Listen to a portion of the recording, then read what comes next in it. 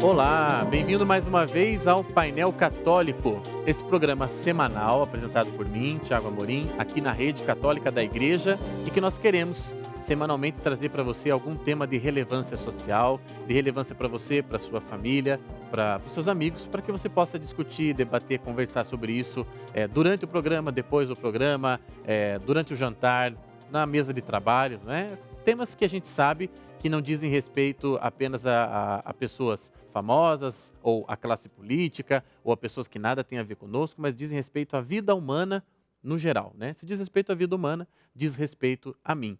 E o tema que a gente separou para hoje é um tema, como vocês sabem, nós do Painel Católico gostamos de temas espinhosos, né? Já vou avisando aqui os nossos convidados de hoje, e o tema de hoje não poderia ser mais difícil, espinhoso, às vezes polêmico, que é o tema do feminismo, que nós vamos abordar com a ajuda dos nossos convidados, com alguns vídeos que a nossa produção preparou, com algumas provocações que vamos fazer, como essa, por exemplo, que eu já faço de início para você que está nos assistindo, né?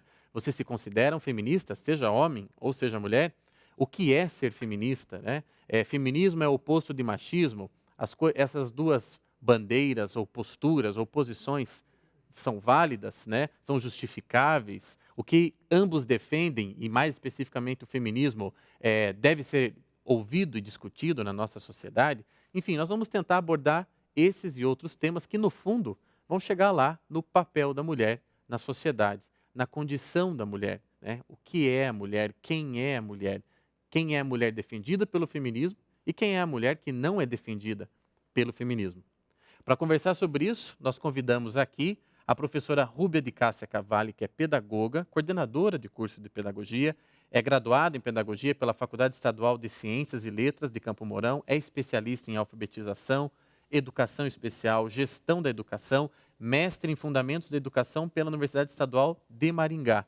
Bem-vinda, professora Rúbia, ao nosso programa. Obrigada pelo convite e me sinto muito feliz de poder estar aqui conversando um pouquinho sobre esse tema, mesmo que polêmico, mas bastante interessante e atual, necessário ser discutido. Exato. Muito obrigada pelo convite. Obrigado a você, professora. É bem lembrado, né? Não é porque é polêmico a gente não tem que evitar discutir. Às vezes, justamente porque ele é polêmico, a gente tem que enfrentar esses problemas e esses temas. Também está aqui conosco o professor Davi Sidney Lima, que é psicólogo, mestre em psicologia pelo programa de pós-graduação da Universidade Federal do Paraná. Sua linha de pesquisa é avaliação e reabilitação neuropsicológica. É graduado em psicologia, em filosofia. Participou de vários projetos de pesquisa e extensão na área da avaliação e reabilitação neuropsicológica. Também é professor no ensino superior.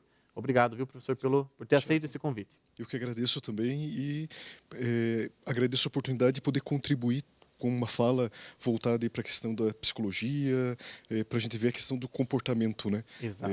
Ser feminista ou ser machista tem muito a ver com comportamento. Então, acredito que a psicologia tem uma contribuição para ajudar a entender essas questões de gênero, de sexo e tudo mais que está envolvido aí nesse tema. Com certeza. Nós vamos começar esse bloco, a gente pretende começar os nossos blocos de hoje com um vídeo, né, para que a gente tenha de onde partir, assim, uma primeira pergunta. E esse primeiro vídeo que nós vamos ver é do Felipe Buarte, que faz um questionamento dentro desse tema. Dá uma olhada nesse VT. Bom, no seu surgimento nos anos 60, o feminismo foi um movimento importantíssimo. Era um movimento de direitos humanos que foi inclusive descrito por Foucault como o mais importante ativismo do século XX. Um pouco de exagero, mas enfim, deixa Foucault lá. Na época, existia uma série de violações de direitos humanos, era uma época diferente, é difícil a gente fazer qualquer tipo de comparação, porque uma série de outras classes, minorias, bem que mulher não é minoria, é maioria, mas enfim, grupos que tinham direitos oprimidos, como direito a voto, possibilidade de se trabalhar, uma série de coisas em que as mulheres se rebelaram e resolveram dizer, não, olha só, gente, a gente quer ter os mesmos direitos e deveres que todo mundo. Ok, show. Só que, para variar, como em diversos outros grupos também isso aconteceu, resolveram explodir isso e agora não querem mais direitos iguais. Agora eles querem ter mais direitos e mais privilégios do que outras classes. A histeria idiótica chegou no ponto de mexer no idioma, nos idiomas. Machismo é ruim, feminismo é bom. Por que feminismo é igualdade e machismo é tratar a mulher mal? Aí criaram alguns termos, alguns arremedos linguísticos, que quer dizer que feminismo é o contrário de machismo. E feminismo é o contrário de masculinismo, que é quando você luta pelo direito dos homens e feminismo luta pelo direito das mulheres. Feminismo diz que a mulher é superior e é ruim, e machismo é o homem tratando mal as mulheres, se sentindo superior. Mas quantas vezes você ouve feminismo e masculinismo? Nunca. É sempre o feminismo, tudo de bom, machismo, tudo de ruim. Tá, uma posição bem clara ali também, uma análise do Felipe Buarte, que faz vídeos para a internet. Eu começaria segurando um pouquinho a polêmica para daqui a pouco, mas pedindo que vocês livremente comentassem o seguinte: o feminismo, do ponto de vista sociológico, histórico, ele teve um papel importante na nossa história, na história da civilização ocidental. Como ele fala mesmo no início do vídeo, quer dizer, há uma série de direitos que a gente pode considerar inerentes da vida humana, seja para homem, seja para mulher, e de direitos depois sociais, né, de cidadania, de participação, etc. e tal. E, querendo ou não, o feminismo conquistou algum desses direitos, né? Ou seja, também não precisamos aqui diabolizar o movimento em todos os aspectos e sentidos dele, não é? Exatamente. O feminismo, ele surge bem num momento em que a mulher, ela se encontra também participando do processo social. Né? Então, socialmente, historicamente, se nós retomarmos a história, inclusive da humanidade, né? Se nós considerarmos que nós temos uma sociedade primitiva, né? Uma sociedade depois, né? Esse crescente, esse desenvolvimento das sociedades, uma sociedade primitiva, nós tínhamos a mulher como, vamos dizer assim, a responsável, né? E sendo valorizada como a matriarca, né? A cuidadora. Historicamente, isso se desenvolvendo socialmente, chega a um momento em que a própria organização social, feita inclusive pelo próprio homem, né, que é a sociedade baseada aí nas questões econômicas, políticas, a estrutura da sociedade sempre foi masculina, né? Sempre masculina. A partir do momento que ela se encontra e se vê também possível de realizar certas ações e participar politicamente das questões sociais, aí ela se vê também no direito de, né, exercer um papel político, porque até então ela exercia um papel privado. Né? É a casa, é a família, é o lar. Né? Ou seja, ela se assume como ente público também, um agente público, não apenas um agente privado. Exatamente, ela é participante da sociedade. É aí que entra essa questão do movimento feminismo. Né? Então, eu tenho, enquanto mulher, direito a participar de uma vida social também. Sim. E assim, olha, essa questão de construção social do papel da mulher, né? Então, você olhar numa perspectiva histórica, como que a mulher é vista na história da humanidade. Você começa ali a pensar que nós somos, enquanto sociedade ocidental, uma construção de pensar e de colocar as coisas de acordo com a sociedade grega. Né? Então, Aristóteles aí pensou a figura da mulher, pensou a mulher. E esse pensamento aristotélico, filosófico, que assim, olha, não tem como a gente fugir de questões sociais sem pensar em alguma coisa que está dando embasamento, um pensamento que está embasando aquilo. Então, a sociedade ocidental, durante muito tempo, ficou à mercê desse pensamento aristotélico, né? Que é a primazia do masculino. Exatamente. A primazia do masculino. Até você ter ali, por volta do século XVIII, a necessidade de você repensar isso, porque nós vamos entrar numa sociedade capitalista, onde diz que todos têm direitos iguais. Um novo modo de produção. Um novo modo de produção. E é o seguinte, as outras, onde é que elas ficam? Que são as mulheres. Então, todos são iguais, mas e podem alcançar tudo, mas enquanto homem. Então, os outros. E as mulheres? Daí que você tem toda aí uma questão de avançar nesse processo, e a mulher, a partir do século XVIII, ela é colocada num determinado local, enquanto social. Né? Ela é colocada, então, para quê? A mulher é responsável por cuidar, por ser cuidadora. Cuidadora. E isso vai se desenvolvendo até a gente chegar num determinado momento onde as mulheres começam a lutar por direitos civis. que daí entra o movimento feminista. Mas isso As tem a ver, sufragistas. inclusive, com o próprio desenvolvimento econômico, porque se nós temos, por exemplo, nas indústrias, né, um número grande de mulheres e crianças, inclusive indo para as fábricas, né, para trabalhar como mão de obra, além de ser a cuidadora, ela também tinha esse papel. Então, aí penso eu, que nesse momento, ela se vê, inclusive, como força de trabalho. Né? É muito mais do que só uma questão de se colocar na sociedade como ou pelo voto ou por uma coisa nesse sentido, mas como força de trabalho também. Então, se ela pode trabalhar ou igual ao homem na fábrica, então ela também tem os Quer dizer, direitos são possibilidades que antes pareciam não existir para ela como mulher. e Quer dizer, que se que ela não, abriram. quando ela estava dentro de casa, cuidando dos filhos, que isso não quer dizer que isso seja ruim em si mesmo. Não, Acho que nós podemos não falar foi isso. acontecendo Que naturalmente. as coisas foram mudando, Isso. as coisas foram acontecendo. E aí, conforme a sociedade muda, porque a dinâmica, a sociedade humana não é estática, né? Nada Não. na vida humana é estático, tudo é dinâmico. Então, conforme as coisas vão mudando, a mulher também vai começando a projetar-se de uma maneira diferente, né? E alguma Exatamente. mulher, em algum momento, pensou, por que não eu também? Né? Por que não eu? Claro. Me lembra do filme sobre a Margaret Thatcher, né? Quando ela disse para o pai, por que não eu também candidata?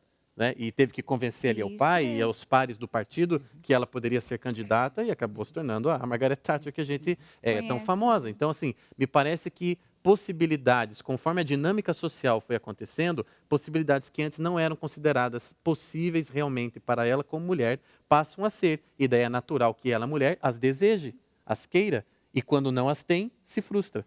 Essa é uma condição que eu penso que foi surgindo naturalmente, né? Pelo próprio desenvolvimento histórico e social. E aí vai dizer, mas quem que organizou essa sociedade? Bom, se tem alguém, ou se pode se responsabilizar alguém pelo desenvolvimento social, foram próprios homens, porque eles que organizaram, então, socialmente, politicamente e economicamente essa sociedade. Sim. Né? Deixa eu Então, aproveitar, Davi, só para acrescentar uma coisa antes de você comentar, para provocar também. Uma vez eu li de um filósofo que eu gosto bastante, um filósofo espanhol, que é o Julián Marías, do século XX, e ele diz assim, que, no geral, não só mulheres, mas também homens, mas naquele parágrafo do livro ele está falando de mulheres. Quando, antes da sociedade capitalista, da Revolução Industrial, as possibilidades de vida eram muito reduzidas. Para homens, poderiam ser, por exemplo, né, um senhor de terras, um agente do exército, assim, tinham lá entre Posses. 5 e 10 possibilidades. A mulher tinha duas, né, basicamente. Ou ela se tornava uma dona de casa, né, fosse da aristocracia, fosse numa classe mais baixa, ou ela se tornava uma religiosa. E aí diz o Julián Marías, né, com o advento da Revolução Industrial e dessa sociedade ainda mais dinâmica e muito mais mutável que a gente vem vendo desde o século XIX, outras possibilidades surgem, gerando, por isso que agora eu pergunto para o psicólogo, gerando a angústia de ter que escolher. Porque antes eu não precisava escolher, estava escolhido, né? Vamos falar a verdade, Obrigado, estava escolhido, é igual aqueles casamentos arranjados, né? Estava escolhido. Agora, veja, eu posso ser desde presidente da República até a dona de casa. E assim, olha, Tiago, quando a gente fala de saúde mental, nós falamos assim, olha, é aquele sujeito que encontra possibilidades na vida. Então, Uma psique sadia, né? Uma psique sadia, é isso. você vai dizer assim, olha, é aquela pessoa que ela tem um horizonte onde ela encontra possibilidades. E ela se sente empoderada para dar conta dessas possibilidades. Se você for perceber nessa construção histórica que você coloca aí, a mulher ela tem horizonte muito limitado. Ela tem duas possibilidades. E com o advento da sociedade industrial, com o advento da questão científica, com o advento das questões da tecnologia, aí, se amplia demais. essas possibilidades. Mas a minha questão justamente é aí, talvez a Rúbia como mulher possa nos ajudar. Justamente porque amplia tanto o leque, Rúbia, não gera uma angústia?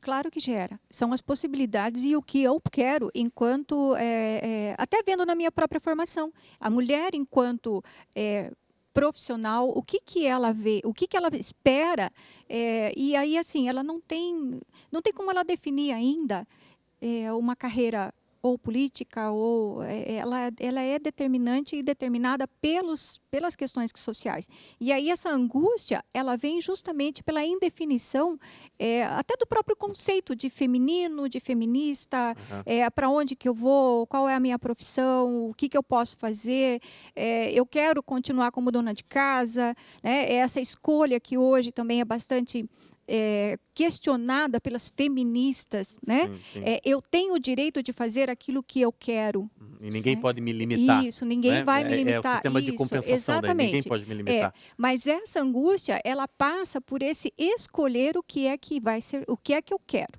Ok. Mas, Davi, posso deixar para você, na volta do nosso intervalo?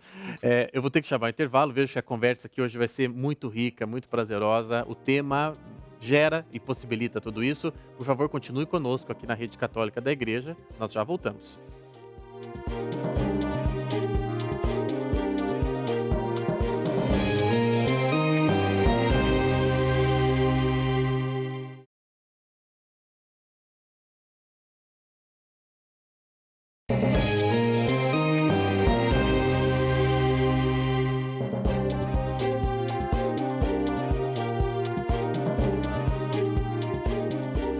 Olá, bem-vindo de novo ao nosso Painel Católico, nosso programa semanal que debate, sempre escolhemos um tema para debater aqui com convidados especialistas da área, e hoje o nosso tema é o feminismo.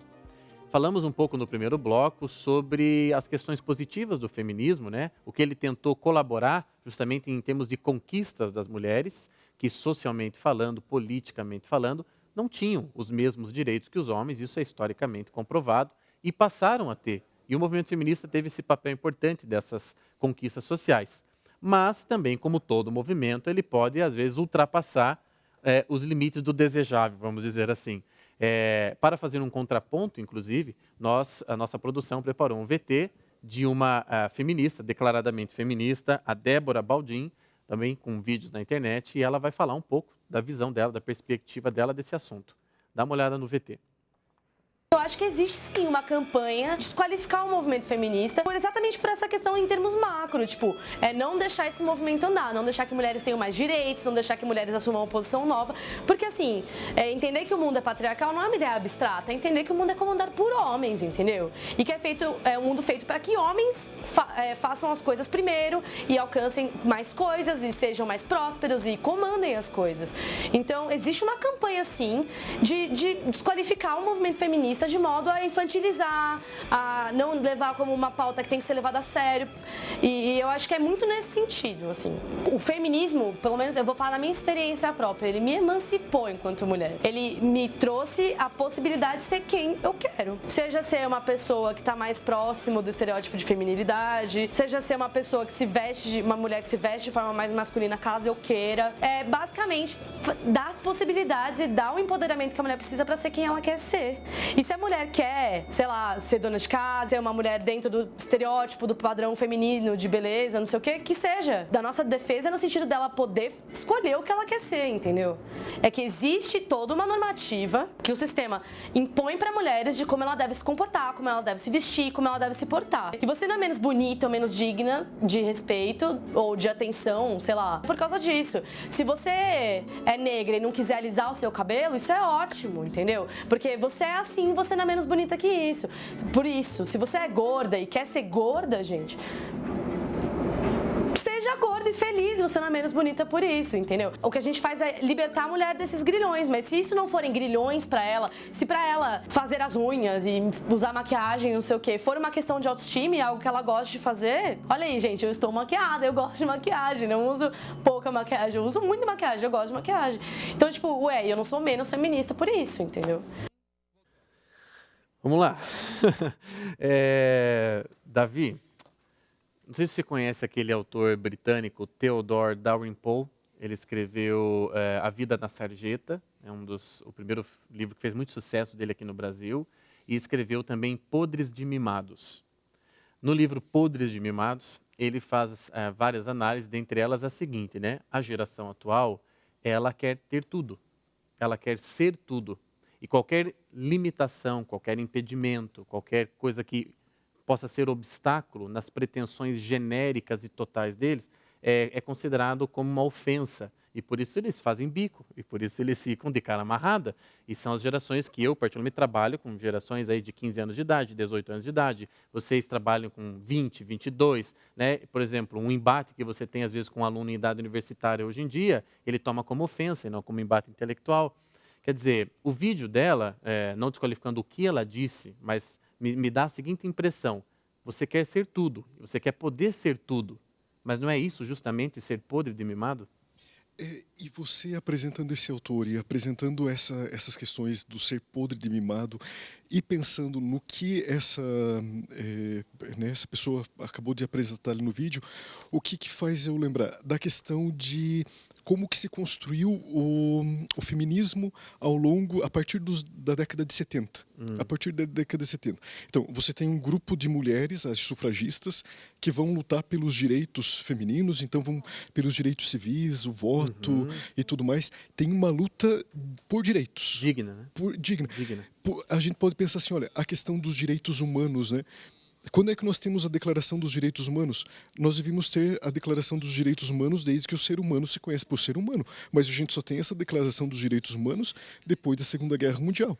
Então, assim, olha, a questão das mulheres, elas iniciam uma busca de direitos justa, digna, ali na década de 70. Daí nós temos um segundo momento nessa luta feminista, que é esse início do eu quero ser tudo, e de que se nega até mesmo as questões assim, olha, quando nós pensamos no feminino, e até a psicologia, a neuropsicologia, a neurociência vai colocar isso, a psicologia ela ainda tem uma pesquisa muito incipiente nessas questões de gênero, mas o que nós temos até o momento é você considerar que gênero, você tem um termo aí para designar uma construção que vai levar em consideração tanto questões sociais, quanto culturais, quanto determinações biológicas. Né? Então, assim, o feminino, ele tem uma questão biológica. Exato. O feminino, ele exato. tem.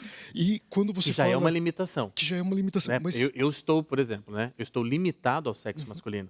só que Eu entendo isso como uma limitação, entende? É humano, isso É humano. Nós somos né? biformes. A vida humana tem dois tipos. Nós somos né? biformes, é o Só homem que e a daí, mulher, o não que tem como acontece? negar. O movimento feminista, ele vai entrar num determinado momento onde ele vai negar essa diferenciação. E por isso ele a ideologia de procurar gênero, negar, né? vai procurar negar. E é o que acontece, nega as próprias mulheres.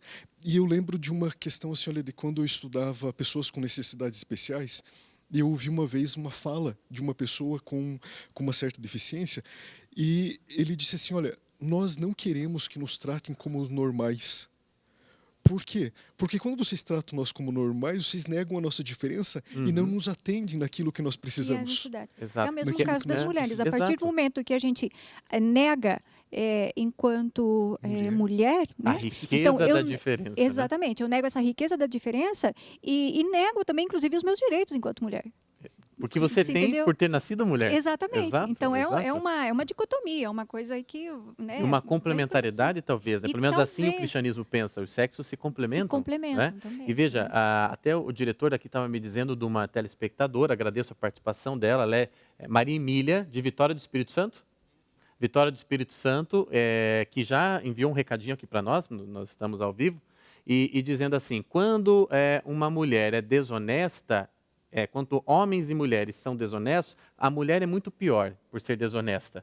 E quando É ela é uma cultura. honesta, ou seja, ela não ganha nenhum Nenhum parabéns por ser por honesta. ser. Essa contribuição da nossa telespectadora, acho que é uma crítica velada, talvez a uma concepção machista da nossa sociedade.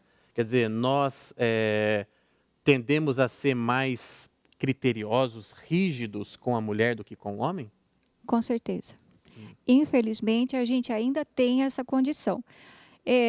Isso eu vejo assim que diferencia bastante os nossos direitos, né? Eu acho que nós, enquanto feminismo, enquanto feministas, nós tivemos muitos avanços nas nossas lutas, eu digo nossas porque eu também coaduno com a boa parte das bandeiras ou da solicitações, agenda. exatamente.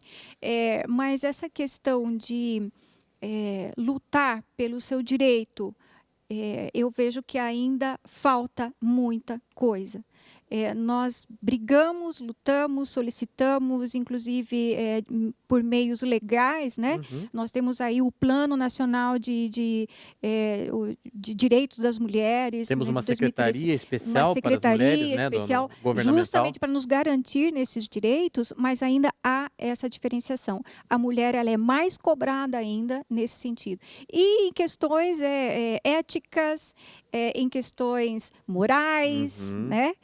religiosas. Então, nós somos cobradas ainda nesse sentido. Professora, eu estava vindo para cá e antes de eu vir, eu estava assistindo um vídeo do Conselho Federal de Psicologia e a apresentadora lá, ela conta uma pesquisa que foi feita na França, se não me engano, onde uma professora, uma pesquisadora lá, ela escreveu um texto e ela rasurou esse texto. E ela colocou capas nesse texto e entregou para vários professores corrigirem. E ela colocou em alguns nome de meninos, em outras nome de meninas. Qual foi assim as avaliações que ela recebeu? Quando eram meninas, eram algumas coisas assim, dizendo assim, olha, como é frágil, como não tem ideias próprias, como não tem segurança, como é insegura, por isso que fica rasurando. Uma discriminação. Quando era nome de menino, quando era nome de menino no caderno, você colocava assim, olha, já tem segurança. Desde já corrige para ser para se afirmar. Sim. Olha como tem ideias próprias. Mas, se claro, corrige de imediato. Perfeitamente. Mas eu queria, assim, aproveitando ainda o mote da participação da feminista que falou no nosso vídeo. Nos bastidores a gente mencionava a Marcha das Vadias. Acontece em várias capitais brasileiras a Marcha das Vadias. Esse é o nome do movimento. E elas muitas vezes colocam os seus seios de fora, pintam, escrevem coisas. Eu sou dona do meu corpo, eu isso, eu aquilo, eu quero isso, etc. Eu quero direito ao aborto, eu quero... enfim, elas têm lá toda a agenda delas.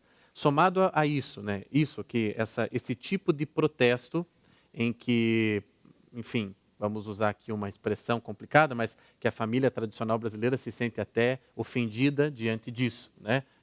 Por exemplo, eu como cristão me sinto ofendido diante de uma coisa dessa. Mas essas expressões que parecem extrapolar o bom senso, vamos dizer assim, tá? Somados ao que nós vimos a menina falando. Você quer ser gorda e você é bonita assim mesmo. Você quer ser isso, você é bonita. Você quer fazer o que você quiser fazer, você pode. Então, assim, não há um limite, não há uma... elas podem tudo, seja um movimento feminista, seja um movimento machista, seja um movimento...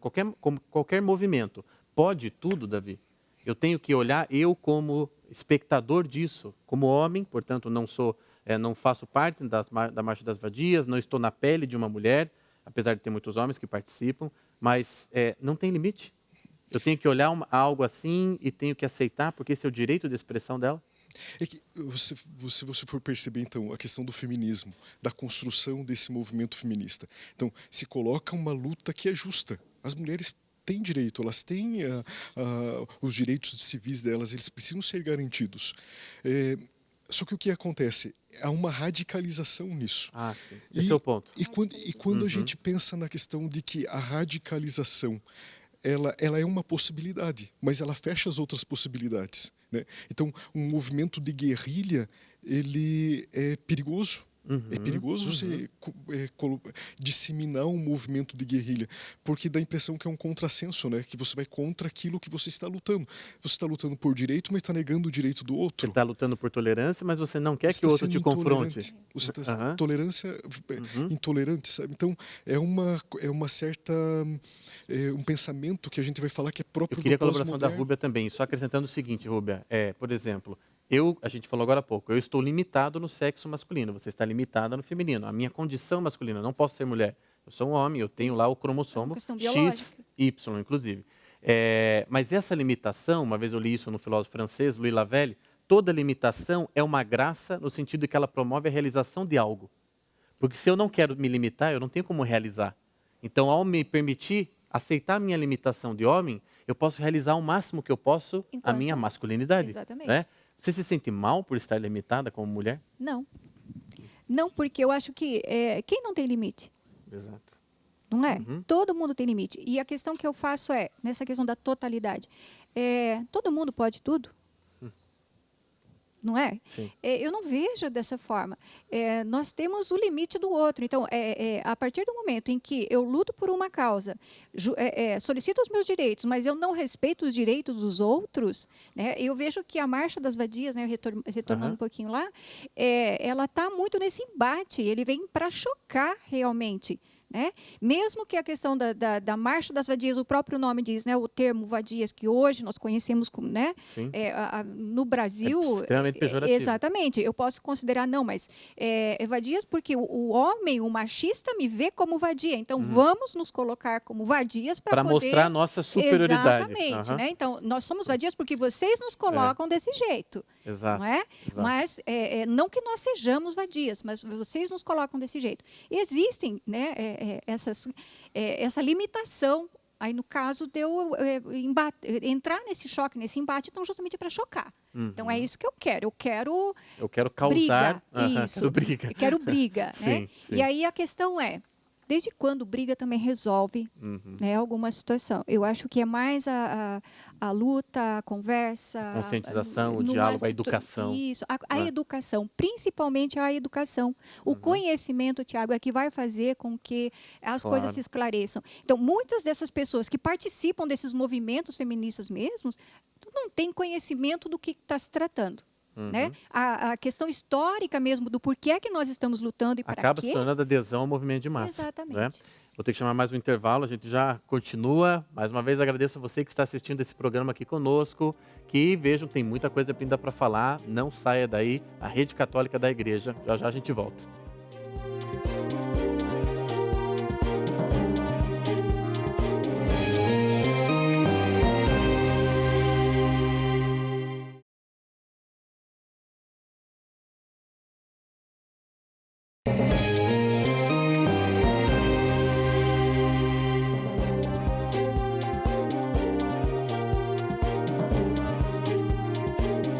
Olá, estamos aqui com o Painel Católico. Hoje o tema é feminismo, né? Estou com dois ótimos convidados, né?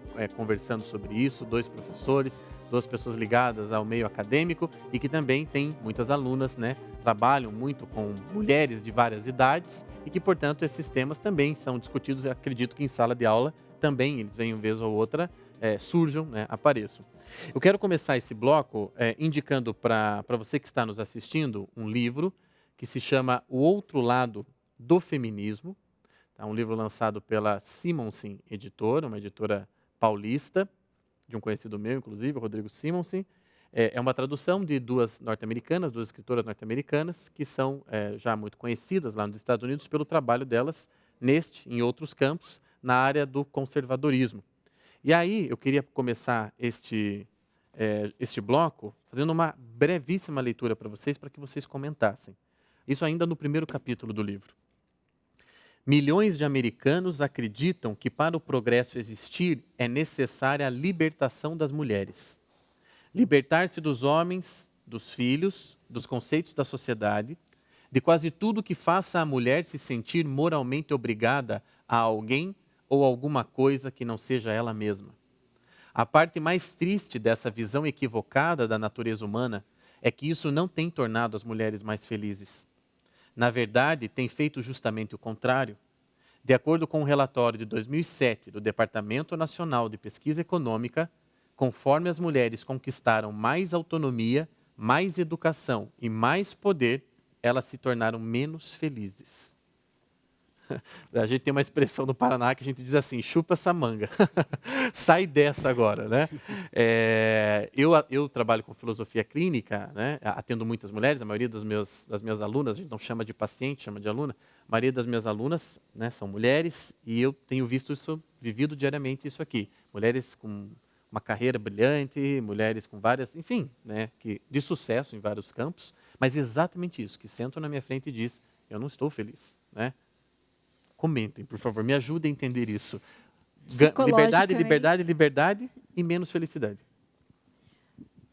Tiago, e assim, olha, professora Rubia, quando a gente pensa nessa situação, feminismo, a situação que você leu aí, Tiago, me dá a impressão assim, que tem uma certa confusão no entendimento das feministas e uma confusão no entendimento, no sentido assim, olha, o que é sexo, o que é gênero, e assim, olha, a gente colocar o peso em cada uma dessas questões. Então, assim, olha, por exemplo, a questão de sexo, né? Então, até a 8ª semana de gestação, nós sabemos que a criança ainda não é nem menino nem menina.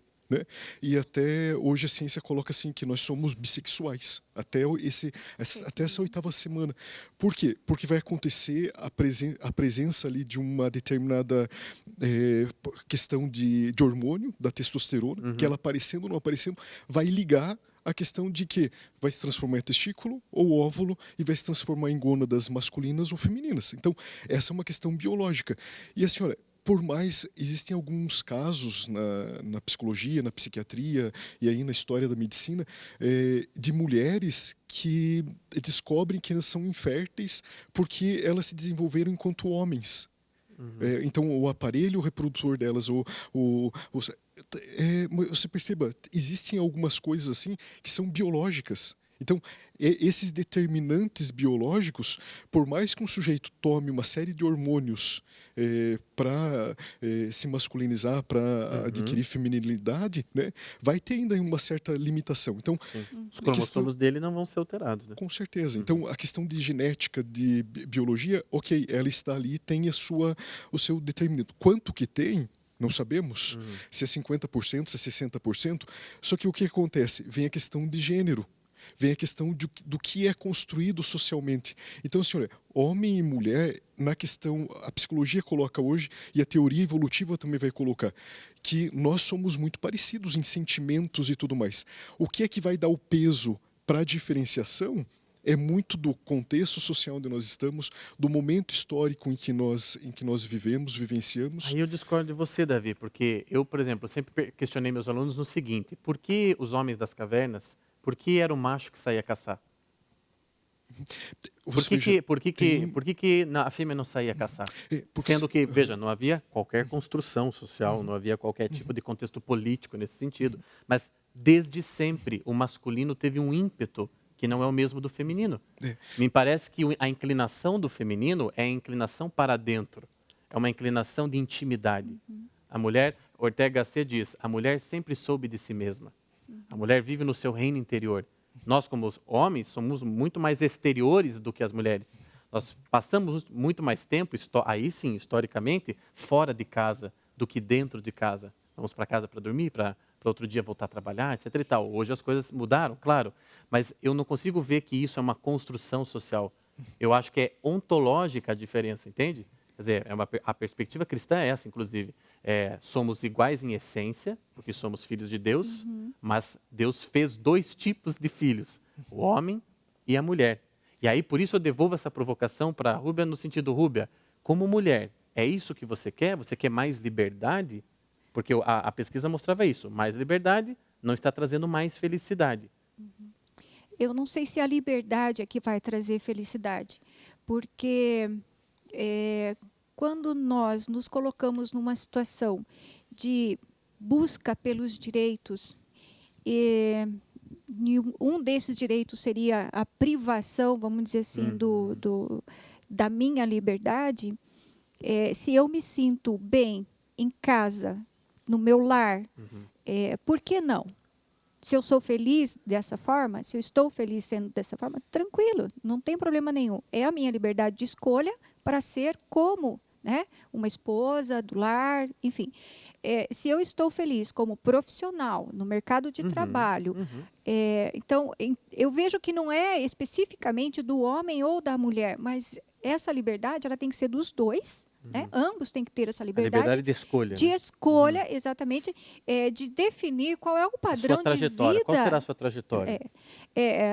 Mesmo que o fator biológico determine, por exemplo, como você colocou lá no início, mas por que o homem da caverna saía para caçar? Isso, exatamente. Então, tem uma predisposição até hormonal justamente por isso, porque ele fica mais forte, o homem é, né, sim. fisicamente modificado diferente, né, da mulher. Ou seja, a justamente- natureza parece querer algo. Exatamente. Ele acho que ela já definiu, Sim. mais ou menos, né, qual vai ser o papel de cada um. Uhum. Tudo bem, mas eu tenho os meus direitos também civis enquanto Claro, ser claro, humano. com certeza. Então aí Sim, eu sim. vou mais longe ainda. Não é o homem ou a mulher, mas É o enquanto humano. ser humano. Uhum, Né? perfeito. Eu penso que esses movimentos eles deveriam ir mais para essa questão. Uhum. É respeito aos direitos, não só feminismo, das feministas ou do feminino, mas é do homossexual, é dos animais, Aham. né? Mas é respeito aos direitos de qualquer ser vivo. Sim. Né? E isso tem que passar pelo ser humano.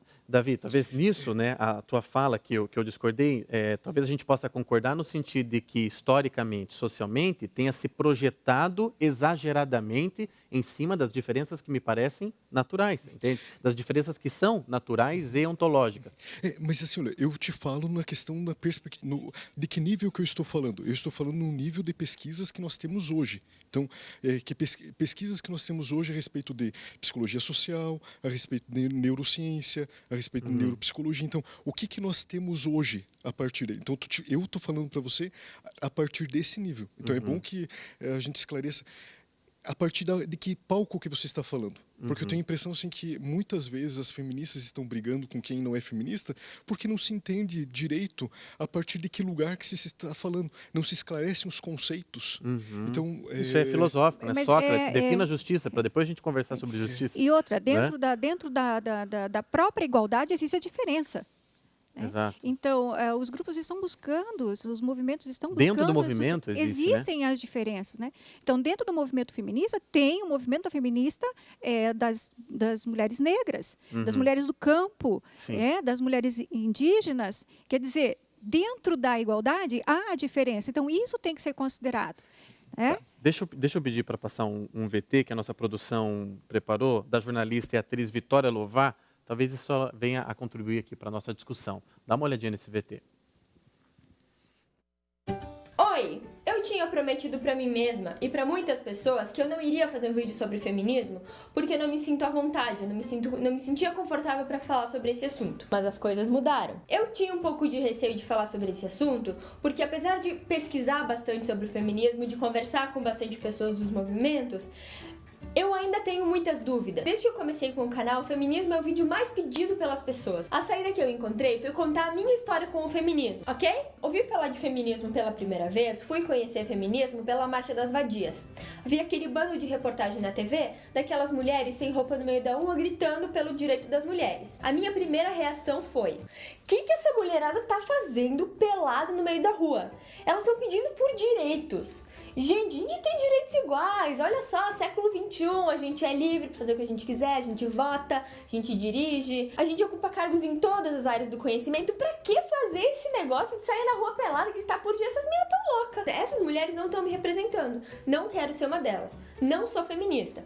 Eu não me senti representada pelo feminismo. Logo, a qual grupo eu pertencia? E ao grupo dos machistas. Então passei a dizer, sou machista. Desde pequena, a minha mãe, minha maravilhosa mãe, me ensinou que ninguém podia mandar em mim, a não ser ela. Ela é muito livre, ela é muito trabalhadora, ela é muito independente e ela me ensinou a ser assim também. Minha mãe me ensinou que ser mulher é principalmente ser forte e não abaixar a cabeça nunca. E eu cheguei na cara do machismo, que aí eu fui descobrir que machismo é aquele negócio que manda a mulher lavar a louça. Machismo acha que mulher tem que servir. O feminismo não me representa, o machismo não me representa, então o movimento feminista começou a ganhar mais força e tudo se esclareceu. Não, só ficou mais complicado. Então, Verdade. comentem. Ficou tudo mais complicado mesmo. Ficou. É mais complicado, né? Quando vai se discutir não só a questão de gênero, o machismo ou o feminismo, né? Até como no primeiro vídeo, né? Até um outro termo, né? O feminismo e o machismo com um novo conceito a partir até, inclusive, de uma nova etimologia da palavra, né? Então, aí já fica confuso. Então, o que é machista? O que é feminista? O que é machismo e o que é feminismo? É a mesma confusão, vamos dizer, que a gente faz do humanismo como movimento e humanista. Hoje nós falamos das questões humanistas, né, confundindo com o movimento humanismo, do humanismo. Né, essa confusão tem que passar primeiro pelo estudo. Né? Então, ficou mais complicado? Vamos estudar, vamos ler, entender o que está em jogo, né? Exatamente. Vamos, assim, absorver qualquer coisa que qualquer o que jornal, vem que qualquer na coisa da mídia, mídia, da isso, do internet, YouTube, e aquilo, isso. ok, tomei a minha posição. Porque na internet isso é perigosíssimo, né? A gente Primeira toma uma posição, coisa assim, qualquer coisa. Mas buscar. eu olhava essa menina falando, com muita graça, inclusive, mas, e pensava no telespectador, Davi. Tá, tô igual essa menina. Não sou machista, porque eu não acho que a mulher tem que ficar no tanque nem cozinhando apenas. E também não sou feminista, porque eu também não concordo com essa agenda toda ou com a Marcha das Vadias. O que eu faço, Davi? Não se rotula. Se rotular é você se diminuir. Quando você coloca um rótulo, você coloca lá também a tua tabela nutricional, né? Tem lá carboidratos, gordura trans e tudo mais. Então, o rótulo é você se definir. Código de barra daí, né? O rótulo é você diminuir suas possibilidades. Então, se a gente for pensar que... Como assim? Tem que ser de esquerda ou tem que ser de direita? Né? Por exemplo, não outro tipo de rótulo. Se pensar aqui em termos de direitos, ou o que eu devo seguir enquanto direitos, né? Então, por que não seguir os direitos humanos, em vez dos direitos da mulher ou os direitos do homem? Né? E guardando as diferenças, né? Exatamente. As acepções. Se nós não temos como fugir de rótulo, então que o rótulo seja direitos humanos. Porque daí é uma realidade, né? É o meu rótulo, né? Alguém falou nós vamos criar um novo rótulo ainda nesse caso. Tem uma autora que ela vai dizer assim, olha, que a questão do feminismo está muito próxima do racismo. Porque ela diz assim, olha, que ser feminina, ser mulher é uma coisa que não dá para o sujeito esconder, assim como não dá para esconder que é negro, né? Então, você é negro, você é mulher. Né? Então, não tem como esconder, não tem como colocar no armário, né? Como os homossexuais fazem. O homossexual, ele pode ser discreto, sim. Ou não. Mas assim, olha, o ser mulher, o ser negro, essa autora vai colocar como... Está dado, né? Está dado, patente. É um fato, não tem como fugir. Então, assim, então, assumir isso a questão de quanto que os negros sofreram na história da humanidade, né? Com toda a discriminação, com toda aquela situação do local social onde os negros foram colocados, né? Como escravos, como força de trabalho, né? Então, essa autora vai colocar assim, a mulher, né? Ela também foi colocada num local estereotipado, né? Num estereotipismo que serviu a interesses sociais. Que daí o que aconteceu? Essa radicalização do feminismo, né? Onde você entra numa guerrilha, numa batalha. Um sistema de força compensatória. A gente sabe que ainda existe muita exploração do feminino, né? Claro, muita. Sim, tem situações que, nossa, se a gente começar aqui, não é à toa que Maria da Penha, né, veio com, né, questão de violência, mas a violência a gente vê que não é só contra a mulher, é contra a criança, é contra o idoso, né? A violência, nós vivemos uma sociedade onde prevalece a cultura da violência, a cultura do preconceito. Eu acho que esse não aceitar o outro, essa alteridade que falta, né? O aceitar o outro, o cuidar do outro é que está faltando. Né? E aí aparecem esses movimentos achando que estamos lutando pelos direitos, mas lutando como? Olha, vocês me deram mais ideias assim para mais 3, 4 programas, surgiram aqui nesse nosso último bloco. Eu vou ter que me despedir de vocês, estamos chegando já ao final do nosso bloco. Agradecer mais uma vez a professora Rúbia de Cássia Cavalli e ao professor Davi Sidney Lima por terem aceito o convite, participar desse debate, e fica aberto para que voltem participar de outros debates aqui no Painel Católico. E você fique aí conosco, que a gente tem o nosso encerramento, né, o resumo da nossa conversa aqui na RCI, daqui a pouquinho.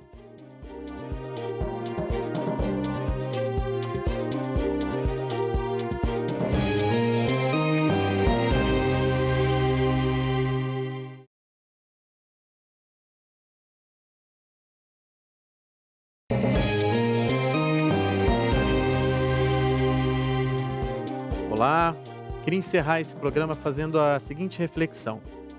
Estamos numa emissora católica, por isso tomo a liberdade de usar esses termos. Quando Deus me fez, me criou, Ele me deu um sexo. Ele fez o Tiago do sexo masculino. E esse sexo masculino passa a ser um projeto que eu tenho que me esforçar em realizar. Assim como todas outras coisas, Deus me deu também uma personalidade, Deus me deu algumas feições, Deus me deu um país, me deu uma família. E todas essas coisas fazem parte do projeto de Tiago. A minha condição sexuada masculina faz parte do projeto de ser. Conforme eu vou crescendo, eu tenho que ir respondendo a esses projetos, que você pode chamar de natureza, e eu estou aqui chamando de vontade divina. Ele quis que eu nascesse homem. E como que eu vou responder no mundo de forma masculina? Como eu posso responder como homem aos desafios do mundo? Com virilidade, que é a virtude distintiva do homem, sem ser intolerante, sem ser machista, sem ser opressor. Como ser homem e, ao mesmo tempo, ser pacífico, e, ao mesmo tempo, acolher, e, ao mesmo tempo, dialogar. São os projetos e desafios que Deus deu para mim como homem e que Ele deu para você, mulher, também. O seu sexo é um projeto que deve ser respondido ao longo da sua trajetória biográfica. Julia Marias diz que o homem, dentro de uma sociedade, das relações humanas, é a gravidade. Por isso ele tem de ser forte. E a mulher, a graça, a suavidade. A arte é feminina, a música é feminina, a alma é feminina. Toda vez que eu vejo uma mulher que recusa a essa graça, recusa a esse caráter do feminino, eu me entristeço como homem, porque ela está recusando algo que eu, como homem, não posso ser e que gostaria muito de testemunhar na minha vida. O diferente, o que me complementa. Mais uma vez, obrigado de ter estado conosco aqui no Painel Católico e até a próxima semana.